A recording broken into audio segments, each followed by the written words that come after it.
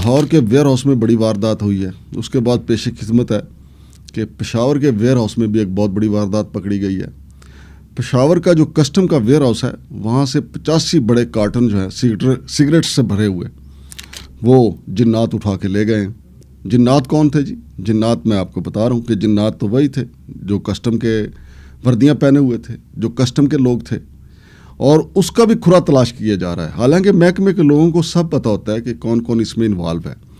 اب کسی ایماندار شخص نے جو لاہور والا آڈٹ کروایا، آڈٹ کہہ لیں یا پڑتال کہہ لیں یا تفتیش کہہ لیں، جو کروائی، اس ٹیم نے جا کے جو تفتیش کی تو وہاں پہ انہوں نے سارے کا سارا دودھ کا دودھ اور پانی کا پانی کر دیا. انہوں نے کہا کہ جو کسٹوڈین ہے سپریڈنٹ اصغر پوریوال وہ اس کا سرگنا تھا جو جتنا بھی وہاں سے چور ہوا. اب یہ دیکھیں کہ گزشتہ روز ہم نے آپ کو بتایا تھا کہ ٹنوں کے منوں کے حساب سے جو ہے وہ ٹوتھ پیسٹ چوری ہوئی ہے اور شیونگ کا سامان جو ہے، شیونگ فوم جو ہے وہ وہاں سے وہ اس کا بھی کئی کلو گرام جو ہے، کئی 100 کلو گرام جو چوری ہوا. اس کے ساتھ ساتھ ہم نے آپ کو یہ بھی بتایا تھا کہ ریزر جو ہیں، جلیٹ کے ریزر جو ہیں، ان کی تعداد 72,000 تھی. یعنی 72,000 ریزر جو ہیں وہ چوری کے وہاں سے انہوں نے اٹھا کے مارکیٹ میں بیچ دیے. کیونکہ ڈر خوف کو نہیں تھا. وہ تو انسپیکٹر رضا حسن ہیں جو وعدہ معاف گواہ بن گئی. انہوں نے منہ کے اوپر کہا جو سپریڈنٹ ہیں اصغر پوریوال کہ آپ یہاں سے رات کے 3 بجے تک مال اٹھواتے رہے ہیں، اور وہیں سے انہوں نے کہا جی میں واش روم جا رہا ہوں. پھر واش روم سے وہ ابھی تک تو واپس نہیں آئے. آج تک کی اطلاع کے مطابق تو اصغر پوریوال کا فی الحال کوئی پتہ نہیں ہے.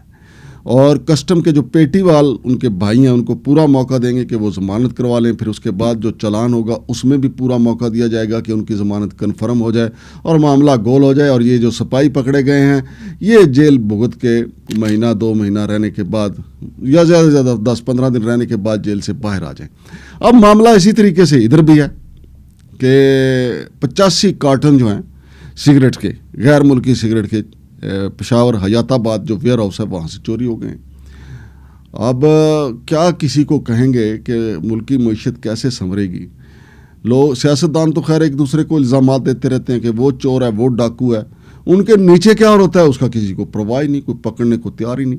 ابھی پچھلے دنوں وزیر اعظم جناب شہباز شریف نے وزیر اعظم معائنہ کمیشن کو یہ حکم دیا تھا کہ جو کسٹم کے افسران، اہلکار اور ان کے جو درمیان سمگلروں کے تعلقات ہیں اس کے اوپر بحث کی جائے، تحقیقات کی جائیں.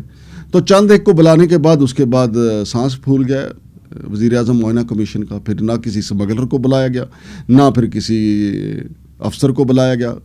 معاملہ چوپٹ